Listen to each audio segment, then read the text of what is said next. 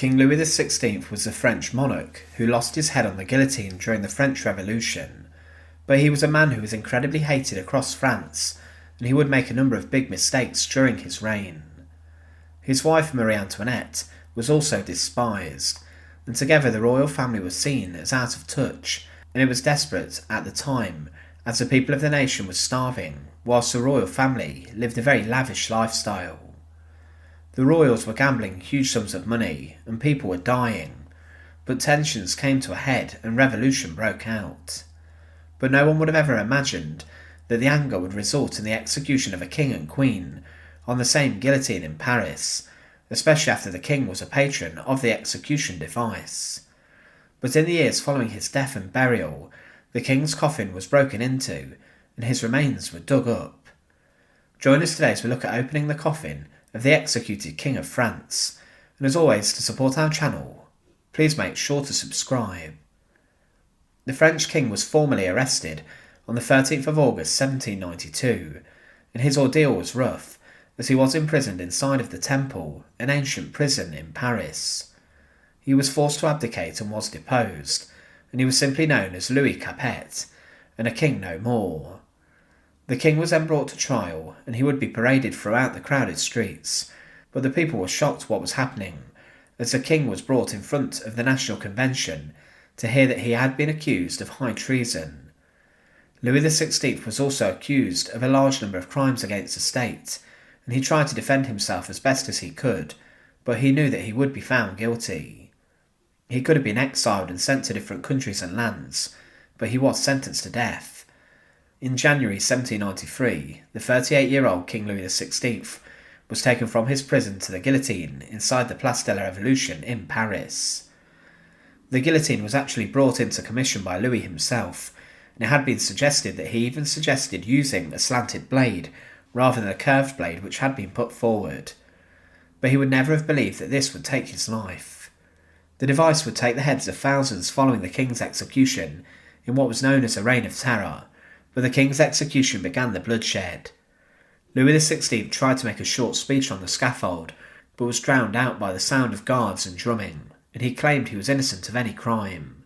The executioner then grabbed the king and placed him on the wooden board before he was slid under the guillotine blade, and after a few final checks the blade was released. It was claimed that the blade did not sever the king's neck as cleanly as it could have, as it may have gone straight through his mouth, and that the king allegedly let out a huge scream when the blade came down. But the executioner claimed that the king went to his death with bravery and decorum. But then, following Louis's execution, the king's head was displayed quickly to the crowd, and the remains were then placed inside of a wooden coffin and were put back on a cart and transported to the nearby Madeleine Cemetery. The remains of those men and women who were executed at the Place de la Révolution were buried here, as it was close by, and the king's remains were purposely thrown into an unmarked grave, and his head was placed between his feet in an act of disgrace, and quicklime was thrown over his body to allow it to decompose quicker, almost in an attempt to erase his rule and life from the face of this earth. The revolutionaries clearly wanted their former king gone, but he would then be exhumed and dug up years later. Many people knew where the king had been buried, and it was no great secret, as maps had even been drawn up of the Madeleine Cemetery, and people came to visit the king's grave and to pay their respects. Some staff of the graveyard even gave tours to tourists and foreign dignitaries, but in May 1814 it was looked into the possibility of having King Louis XVI and his wife Marie Antoinette exhumed, then interred inside of a proper burial site fit for a king and queen. The exhumations began on the 18th of January 1815. They were performed by many ministers and experts, and the Queen's body was found first and identified by some of her clothing. But then the following day Louis's remains were found. The search for him had begun on the first day, and they resumed after nightfall the next morning. The authorities had dug a deep trench near to a wall, but the workers found quicklime sediment that had mixed with the earth, and also a number of bits of board from the coffin of Louis. They then came across the broken skeletal remains of a man who had his body covered in quicklime and a skull which was found placed between his leg bones. No clothing was found on the remains that could have helped to identify these bones, but everyone was convinced that this was the king. This is due to the location of the burial and the documented sites of the burial made decades before. The remains of Louis XVI were then placed in a chest and then inside a lead coffin, ready for reburial. One witness said that, on the 20th of January we proceeded, in pursuance of the King's commands, to the house of M. Desclasseaux, where we the commissioners had been present at the preceding operations together with other personages, whose right of office or the King's commands had assembled, witnessed the removal of the remains of their Majesties into leaden coffins made for that purpose. In the presence of these noble and other personages, we broke the seals and opened the chest in which the remains had been deposited. Those of His Majesty were placed in a leaden coffin, together with pieces of lime and wood, and were then soldered down. Upon the lid was fastened a gold plate, with the following inscription, and excuse my French: Ici est le corps du très haut, très puissant, et très excellent Prince Louis XVI. There were some who have claimed that the bones may have been not Louis XVI that were found, and no official identification occurred, but it was accepted generally that these were correct. It was found in the right recorded spot, and was found buried 12 feet down, and was covered in lime. The search also took a lot longer than that of Marie Antoinette's. There was a lot less of the king to find than the queen. It was clear that this person in the grave had lost their head on the guillotine, but the remains were in a bad way compared to Marie's. Further searches took place to find nearby burials, but there were none nearby that could have been confused as the king. It was said of the exhumation by a witnessing Frenchman that the tomb of Louis XVI was placed here on the 21st of January 1793 at 10:30 in the morning. A pit of 8 feet depth was dug and a great deal of quicklime placed in it. The body of the king was placed in a wooden coffin with quicklime on top. On the 16th of October 1793, the body of his queen, his wife, was buried near to him, with a similar quantity of quicklime.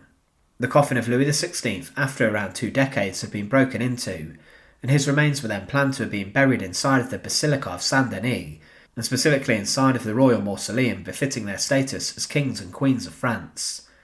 There was a large reburial ceremony that occurred, and it was said of this that a detachment of artillery joined the procession at the barrier Saint-Denis, and followed it firing minute guns. A regiment of the king's chasseurs lined the road from Paris to Saint-Denis. The drums and musical instruments were covered with black serge, and the arms and colours of the troops were ornamented with crape.